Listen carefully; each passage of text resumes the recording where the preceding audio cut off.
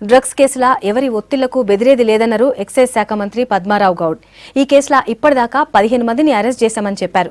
సిటీలున్న 11 బార్లకు 26 స్కూళ్లకు నోటీసులు జారీ చేశామని, నైజీరియన్సే ఎక్కువగా డ్రగ్స్ సరఫరా చేస్తున్నట్లు గుర్తించామన్నారు. డ్రగ్స్ దందాలో ఏ స్థాయి వాళ్లున్నా వదిలిపెట్టమని చెప్పారు. హైదరాబాద్ ని డ్రగ్స్ ఫ్రీ సిటీగా మార్చాలని సీఎం చెప్పారని తెలిపారు.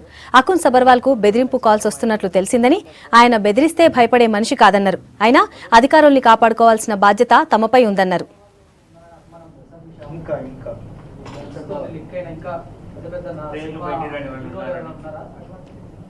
పేరు బయటికి రాని వాళ్ళు లేకుంటే వాళ్ళ గురించి ఏదైనా ఇన్ఫర్మేషన్ మేము దాచడం లేదు.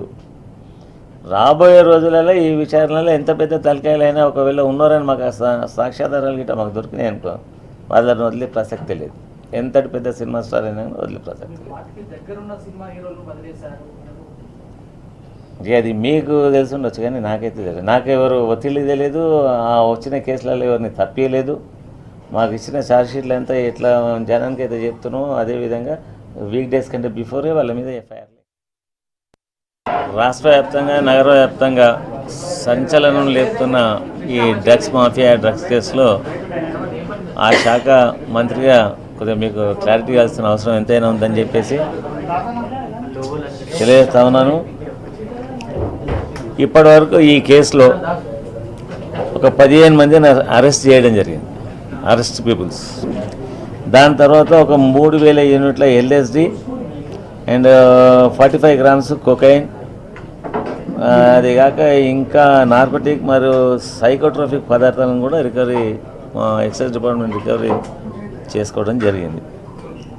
అట్లాగే సినీ పరిశ్రమలోని ఇంపార్టెంట్ హెడ్సే కానీ ఇంకెవరైనా కానీ ఒక 12 మందికి షోకాజ్ నోటీసులు పంపడం జరిగింది.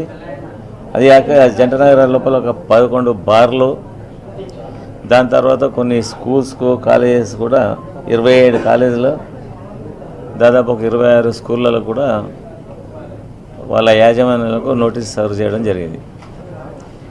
దీంట్లో విచిత్రం ఏంటంటే రాష్ట్ర భవిష్యత్తే కానీ దేశ భవిష్యత్తే కానీ కాపాడుకొని చదువుకొని వాళ్ళ ఫ్యూచర్ని కూడా తయారు చేసుకునే స్టూడెంట్స్ కూడా ఈ డ్రగ్స్కి అలవాటు పడడం విచారకరం. దీంట్లో ప్రతి ఒక్క స్టూడెంట్ను స్కూల్కు పంపిస్తున్నామా కాలేజీకి పంపిస్తున్నామా అని కాకుండా వాళ్ళ పేరెంట్స్ కూడా వాళ్ళ చిల్డ్రన్స్ అసలు ఏం చేస్తున్నారు, వాళ్ళ ఫ్రెండ్ సర్కిల్ ఏంది, వాళ్ళ ఇంటికి ఎట్లా వస్తున్నారు, ఇంటి నుండి ఎట్లా బయటకు వెళ్తున్నారు అని కొద్దిగా వాచ్ చేయాల్సిన అవసరం ఖచ్చితంగా ఆ పేరెంట్స్ తీసుకోవాలి. దీంట్లో 27 కాలేజీలు 26 స్కూళ్ళ స్టూడెంట్స్ అంటే దాదాపు కొన్ని వేల మంది స్టూడెంట్స్ ఈ డ్రగ్స్ బారిన పడి వీళ్ళ జీవితాలు నాశనం చేసుకుంటుంటే ఆ స్కూలు యాజమాన్యాలే కానీ పేరెంట్స్ కానీ మళ్ళీ వాళ్ళ నెగ్లిజెన్స్ కూడా కొద్దిగా కనిపిస్తూ ఉంది. దయచేసి ఫర్దర్ రాబోయే రోజులలో ఈ స్కూలు కాలేజ్ యాజమాన్యాలే కానీ దాని తర్వాత పిల్లల పేరెంట్సే కానీ వాళ్ళ భవిష్యత్తు నాశనం కాకుండా వాళ్ళని బాగా కేర్ తీసుకోవాలి. ఒకటి జంట నగరాలు కొన్ని విచిత్రమైన పరిస్థితులు ఎట్లా ఉన్నాయంటే చిల్డ్రన్స్ ఒక రూమ్లో వాళ్ళు ఒక రూమ్లో, ఈ చిల్డ్రన్స్ ఎప్పుడు వస్తారో పేరెంట్స్ తెలియదు, పేరెంట్స్ ఎప్పుడు వస్తారో చిల్డ్రన్స్ తెలియకుండా కొన్ని ప్లేసెస్లో, అంటే పేర్లు చెప్పదలుచుకోలేదు, కొన్ని ప్లేసెస్లో అటువంటి అట్మాస్ఫియర్స్ కనిపిస్తూ ఉన్నాయి జంట నగరాల్లో. ఒకప్పుడు మంచి పేరు ప్రతిష్టలను హైదరాబాద్ నగరానికి ఇతర రాష్ట్రాల నుంచి ఇతర దేశాల నుండి దాని లోపల కొద్దిమంది నైజీరియన్ కంట్రీస్ నుంచి వీళ్ళంతా వచ్చేసి వాళ్ళ జీవనోపాధికి ఈ చెడు దారిన పట్టే విధంగా పిల్లలకి కోకైనే కానీ డ్రగ్సే కానీ అమ్మడం విచారించదగ్గ విషయం. ఈ కేసులో ఎంత పెద్ద తలకాయలు ఉన్నాయి, సినీ ఫీల్డే కాదు ఇంకెవరైనా కానీ ఎలిగేషన్స్ ఉండి మాకు ఆధారాలు సాక్ష్యాలు దొరికి వాళ్ళు ప్రూవ్ అయిపోతే మా దగ్గర ఎక్సైజ్ డిపార్ట్మెంటు ఎట్టి పరిస్థితుల్లో వాళ్ళని ఉపేక్షించదు. వాళ్ళ ఎంత పెద్ద హోదాలు ఉన్నా కానీ ఏ స్థాయిలో ఉన్నా కానీ ఖచ్చితంగా చట్టపరంగా మా డిపార్ట్మెంట్ వాళ్ళపైన కేసులు పెడుతుంది, వాళ్ళని అరెస్ట్ కూడా చేయడం జరుగుతుంది, విచారణ జరిపించడం కూడా జరుగుతూ ఉంది. ఇక పైన కూడా మా STF state task force team కూడా ఉంది. మేమంతా గత వీక్ డేస్గా వాళ్ళందరూ కూడా డైరెక్షన్లు ఇచ్చినాం. అన్ఎక్స్పెక్టెడ్ రేట్స్ కూడా చేయరు అని చెప్పినాం. కొన్ని బార్లలో కూడా ఇటువంటి ప్రొవైడ్ చేస్తారు, ఈ ఉక్కా సెంటర్లలో కూడా అని చెప్పారు. వాటన్నిటిలో కూడా రేట్స్ వేసి ఏ పరిస్థితుల్లో కూడా వీటిని ఉపేక్షించే పరిస్థితి లేకుండా కేసులు బుక్ చేయాలని చెప్పినాం.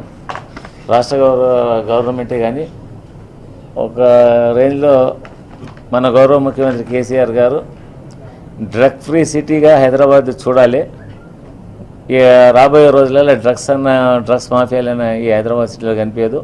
Hyderabad is a drug free Hyderabad సిటీగా ఉండాలని చెప్పి సీరియస్గా అందరికీ డైరెక్షన్లు ఇవ్వడం జరిగింది.